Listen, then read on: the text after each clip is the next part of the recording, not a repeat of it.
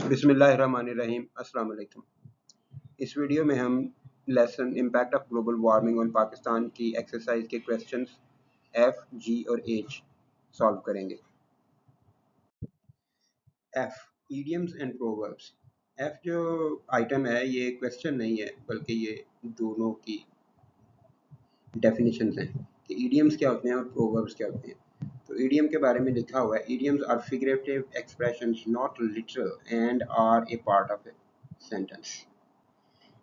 Idiom जो है वो फिगरेटिव एक्सप्रेशंस होते हैं। फिगरेटिव एक्सप्रेशंस ये होते हैं कि लफ्ज़ कुछ और लिखे हुए हैं, मीनिंग कुछ और होंगे, जिन्हें नॉट लिटरल भी कह सकते हैं। लिटरल वही मीनिंग जो लिखे हुए,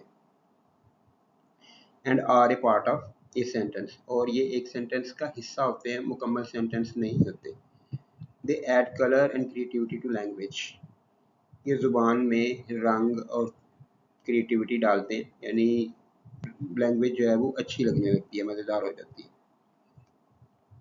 और प्रोवर्ब है, इसको उर्दू में ज़रबुल मिसल भी कहते हैं। Proverbs are short well known sayings. Proverbs छोटी छोटी मशहूर कहावतें हैं, पूरा फिक्रा होता है। That express a general truth, a moral lesson और ए पीस ऑफ एडवाइस। जो क्या ये तीन चीज़ें हो सकती हैं, कोई हकीकत बयान करते हैं, कोई अखलाकी सबक बयान करते हैं, या फिर कोई नसीहत होती है। एक पूरा सेंटेंस होता है, ये सेंटेंस का पार्ट है, और ये सेंटेंस मुकम्मल सेंटेंस है, और जो एक जनरल ट्रूथ, एक मॉरल लेसन या पीस ऑफ एडवाइस को शो कर रहे होते हैं। Question G, read the sentence and identify the idiom और proverb, then explain its meaning. Sentence को पढ़े और फिर प्रोवर्ब या ईडियम को आइडेंटिफाई करें, की शनाख्त करें, देन एक्सप्लेन इट्स मीनिंग, फिर इसके मीनिंग बताइए। The sentence है, when the team finally won the tournament, the coach said, better late than never. जब टीम ने आखिरकार टूर्नामेंट जीत लिया तो कोच ने कहा better late than never। तो इसमें ईडियम या प्रोवर्ब जो है वो better late than never है, और इसके मीनिंग है it is better to do a thing late than not to do it at all। कि किसी चीज़ को ना करने से उसे देर से कर देना बेहतर है। सेकंड क्वेश्चन है, सेकंड सेंटेंस है, she always lends a hand when others are struggling. वो हमेशा मदद करती है, लेंड्स ए हैंड, हाथ बटाती है जब दूसरे मुश्किल में हो। तो ईडियम इसमें ये प्रोवर्ब नहीं है, क्योंकि प्रोवर्ब हमने पढ़ा कि वो पूरा सेंटेंस होता है, बेटर लेट देन नेवर, ये एक पूरा सेंटेंस है, प्रोवर्ब है, और इसको अलग से इन्वर्टेड कॉमास के अंदर लिख दिया गया है, एक पूरे सेंटेंस की तरह से ये काम कर रही है। और ईडियम जो है वो पार्ट ऑफ ए सेंटेंस होता है, लैंड ए हैंड इस पूरे सेंटेंस का हिस्सा है। तो ईडियम क्या है जी, टू लैंड ए हैंड, हाथ बटाना, मीनिंग टू हेल्प समवन, किसी की मदद करना। हाथ बटाना का यही मतलब होता है, किसी की मदद करना। Question H, choose correct idiom proverb to complete the sentence. ये ईडियम या प्रोवर्ब दिए हुए हैं, तो उनमें से ठीक को मुंतखब करें और सेंटेंस पूरा करें, फिल इन द ब्लैंक्स का है। तो फर्स्ट क्वेश्चन है, I know the task is hard but you will have to and do it. मुझे पता है कि काम मुश्किल है लेकिन तुम्हें करना होगा, एंड डू इट, उसे पूरा करना होगा। You will have to bite the bullet, you will have to spill the beans, you have to jump on the bandwagon, you have to let sleeping dogs lie। अभी मैं चारों की translation कर देता हूँ, लिटरल ट्रांसलेशन कर देता हूँ, बाद में इसी लिटरल ट्रांसलेशन को मैं इडियोमेटिक ट्रांसलेशन में बदलूँगा, फिर हम देखेंगे कि इसका क्या मतलब बनता है और कि कौन सा यहाँ पे आएगा। टू बाइट द बुलेट का मतलब होता है कोई बहुत ही मुश्किल काम करना जिससे आप बचने की कोशिश कर रहे हैं लेकिन आप उसको करना है, to bite the bullet. Spill the beans का होता है राज खोल देना, और jump on the bandwagon का मतलब होता है जो ट्रेंड चल रहा है, जिस तरफ लोग जा रहे हैं आप भी वही काम करें। भेड़ चाल इसको उर्दू में कह देते हैं। और डी जो है वो है लेट स्लीपिंग डॉग्स लाई, सोए हुए कुत्ते को सोया रहने दो। और इसका मतलब ये होता है कि किसी मुसीबत को ऐसे ही खामखा में दावत मत दो। बाइट द बुलेट, किसी काम जिससे आप बचना चाह रहे हैं आप उसको करना है। स्पिल द बीन्स, राज खोल देना। Jump on the band wagon, भेड़ चाल में जाना या जो ट्रेंड हो है, जिस चीज़ का रुझान हो वही करते जाना। और लेट स्लीपिंग डॉग्स लाई, सोई हुई मुसीबत को जगाना। यहाँ पे अब I know the task is hard, मुझे पता है कि काम मुश्किल है, but you will have to bite the bullet and do it. लेकिन तुम्हें ये इसको करना पड़ेगा, तुम्हें ये काम बाइट द बुलेट जिससे तुम बच रहे हो वो करना पड़ेगा। आंसर आप देखते हैं, bite the bullet. Second sentence, he invested all his money in one company, he really dash, उसने अपने सारे पैसे एक ही कंपनी में लगा दिए। उसने वाकई में आगे क्या किया वो हम पढ़ लेते हैं।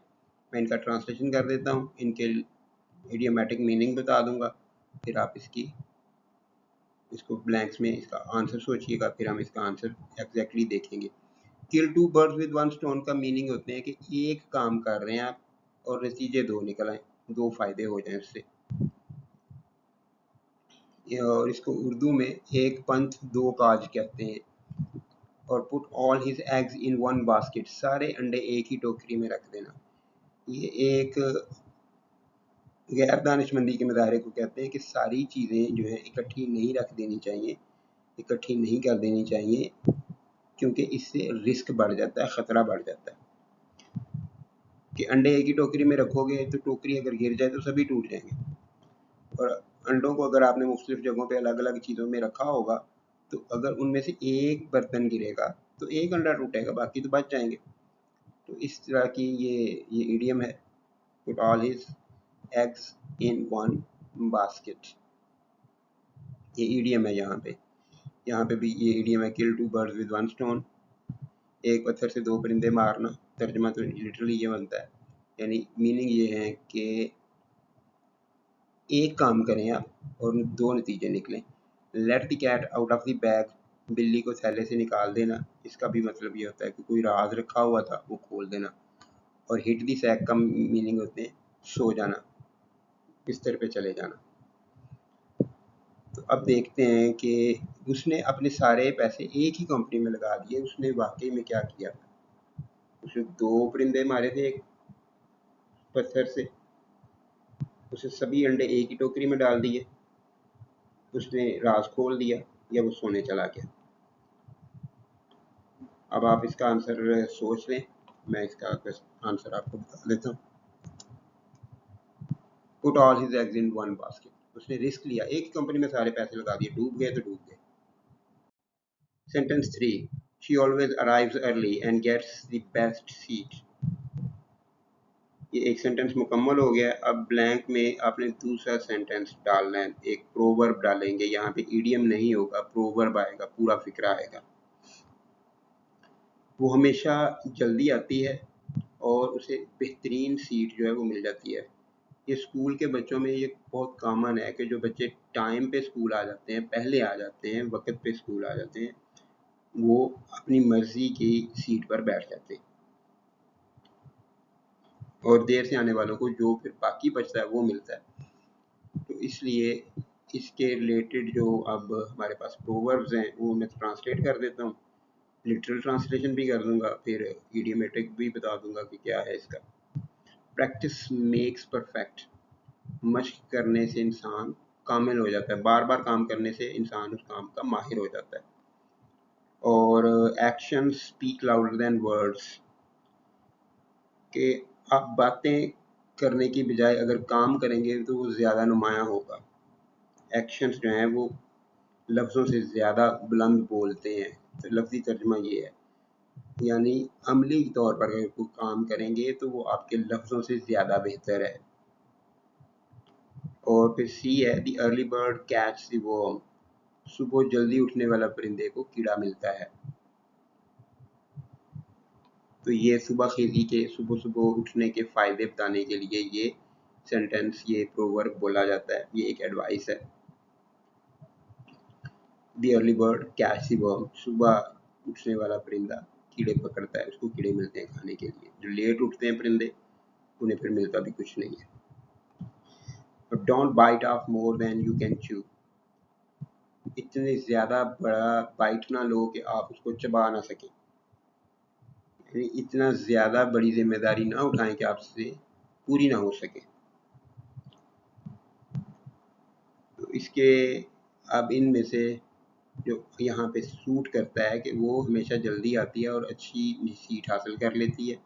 अब इन चारों में से जो इसके साथ सूट करता है वो आप सोच लें, मैं इसका आंसर बताता हूँ। The early bird catch the worm. Question 4. We must be patient while building this business. After all, dash. इस कारोबार को आगे बढ़ाने में हमें सब्र से काम लेना चाहिए। आखिरकार, आखिरकार क्या, आगे ये 4 प्रोवर्ब्स हैं, तो इनकी ट्रांसलेशन मैं कर देता हूँ, आप अपना आंसर गेस कीजिएगा। क्यूरियोसिटी किल्ड द कैट, किसी चीज में गैर जरूरी तौर पर तजस्सुस जो है वो नुकसान पहुंचाता है। तजस्सुस ने बिल्ली को मार दिया था। तो ये एक प्रोवर्ब है और इसकी मीनिंग ये होते हैं कि किसी चीज में गैर जरूरी दिलचस्पी लेने से नुकसान होता है। Rome wasn't built in a day, Rome एक दिन में तामीर नहीं हुआ था। रोम एक पूरी एम्पायर थी, रोमन एम्पायर एक पूरी सल्तनत थी और अजीम शान सल्तनत थी माजी में। उसका कैपिटल था रोम। तो वो रोम जो है वो एक दिन में नहीं बन गया था। तो इसका मतलब ये होता है कि अहम काम जो है वो एक दिन में नहीं हो जाते, वो टाइम लगता है, जल्दी होते नहीं है, टाइम लगता है, सब्र करना पड़ता है। और सी है every cloud has a silver lining, ये एक मशहूर प्रोवर्ब है जिसके मीनिंग ये होते हैं कि ये ऑप्टिमिज्म, मुस्बत सोच को इम्प्रूव करने के लिए या उसकी प्रोपोगेट करने के लिए ये प्रोवर्ब बोली जाती है कि हर बादल के लाइनिंग जो है वो सिल्वर लाइनिंग होती है, जो चमक होती है उसमें, यानी हर मुसीबत के बाद आसानी आती है। There is a light at the end of the tunnel, ये भी इसी का इक्वल है एक प्रोवर्ब के सुरंग के आखिर पे रोशनी नजर आना, मुश्किल में आपको उम्मीद रहना। Every cloud has a silver lining. और फोर्थ यानी डी जो है, a bird in the hand is worth 2 in the bush, हाथ में मौजूद जो एक परिंदा है वो झाड़ी में मौजूद 2 परिंदों से ज़्यादा कीमती है। यानी आपके पास जो कुछ है, आपके हाथ में जो कुछ है वो ज़्यादा अहम है बजाय कि आपकी ख्वाहिशों के। आपकी ख्वाहिशें हैं कि जी आपके पास 4 गाड़ियाँ हों और आपके पास इस वक्त मौजूद एक साइकिल है, तो वो एक साइकिल उन 4 गाड़ियों से ज़्यादा अहम है आपके लिए, वो ज़्यादा वर्दी है, उसका ज़्यादा फ़ायदा है। वो 4 गाड़ियाँ तो ख्वाहिश हैं, आप उन पे बैठ नहीं सकते। एक साइकिल आपके पास मौजूद है, आप उस पे सफ़र कर सकते हैं। तो a bird in the hand is worth 2 in the bush, के हाथ में मौजूद एक परिंदा उस बराबर है या उनसे भी ज़्यादा कीमती है जो बुश में बैठे हुए, झाड़ी में बैठे हुए 2 परिंदों से ज़्यादा कीमती है। तो अब आंसर आप सोच लें, मैं फिर इसका एक्चुअल आंसर बताता हूँ आपको। Rome wasn't built in a day, ये सेंटेंस है, हमें सब्र से काम लेना चाहिए इस कारोबार को चलाने में। तो अच्छा काम, अहम चीज़ जो है वो टाइम लेती है, हमें सब्र करना चाहिए। तो रोम भी एक दिन में नहीं बन गया था।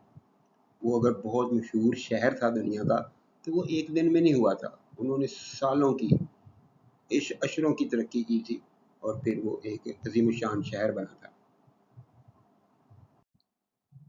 Sentence 5, he kept quiet during the discussion because he didn't want to, वो डिस्कशन के दौरान चुप रहा क्योंकि वो नहीं चाहता था। ब्रेक दी आइस, बर्फ तोड़ना, मीनिंग होते हैं कि एक डिस्कशन के दौरान बात करना, एक डिस्कशन के दौरान बात करना। वो डिस्कशन में चुप रहा क्योंकि वो बात नहीं करना चाह रहा था, एक तो तर्जुमा ये हो जाएगा। दूसरा है थ्रो इन द टॉवल का मतलब होता है हार मान जाना। ये बॉक्सिंग की गेम की टर्म है जिसमें एक बॉक्सर की जब पिटाई हो रही हो तो उसका जो कोच होता है वो टॉवल रिंग के अंदर फेंक देता है, जिसका मतलब ये होता है कि वो हार मान चुके हैं और अब उस बॉक्सर को मजीद हाथ ना लगाया जाए। लेट स्लीपिंग डॉग्स लाई, सोए हुए कुत्तों को लेटा रहने दो। इसकी मतलब ये होता है कि किसी मुसीबत को ऐसे ही ना उसको खामोश पड़ा रहने दो। और क्राई ओवर स्पिल्ट मिल्क, दूध गिर जाए तो रोने लग जाना, या नुकसान होने के बाद रोना, तो ये बेवकूफ़ी को कहा जाता है, मिसमैनेजमेंट को कहा जाता है।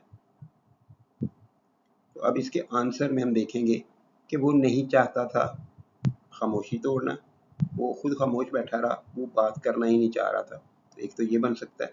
दूसरा ये कि वो हार नहीं मानना चाह रहा था। तो यहाँ पे कोई कंपटीशन अगर हो रहा हो तो उसे बोलना चाहिए, तो वो खामोश रहा तो वो मुकाबला ही नहीं कर रहा, तो फिर थ्रो इन द टॉवल जो है वो रेलिवेंट बन जाता है। लेट स्लीपिंग डॉग्स लाई, वो नहीं चाहता था कि सोए हुए कुत्ते सोए रहे, यानी मुसीबत जो है वो सोई रहे, वो नहीं चाहता था। तो ये एक नेगेटिव किस्म का सेंटेंस बन जाता है कि अगर वो चाहता कि लड़ाई हो जाए तो उसे बोलना चाहिए था। He didn't want to let sleeping dogs lie का तर्जमा ये बनता है वो नहीं चाहता था कि सोए हुए कुत्ते सोए रहे, सोई हुई मुसीबत सोई रहे, सोई हुई परेशानी सोई रहे, वो नहीं चाहता था। अगर हम यहाँ पे इसको लगा दें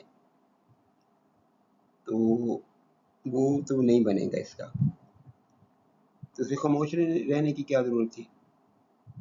खामोश रह रहा था डिस्कशन में क्योंकि वो ब्रेक भी आइस नहीं करना चाह रहा था। ये हो सकता है, ये भी नहीं बन रहा, ये भी नहीं बन रहा। और लास्ट है क्राई ओवर स्पिल्ट मिल्क के नुकसान होने के बाद रोना, तो वो खामोश बैठा हुआ रोना किस बात का। आंसर तो इसका ए बनता है। Let's check, break the ice.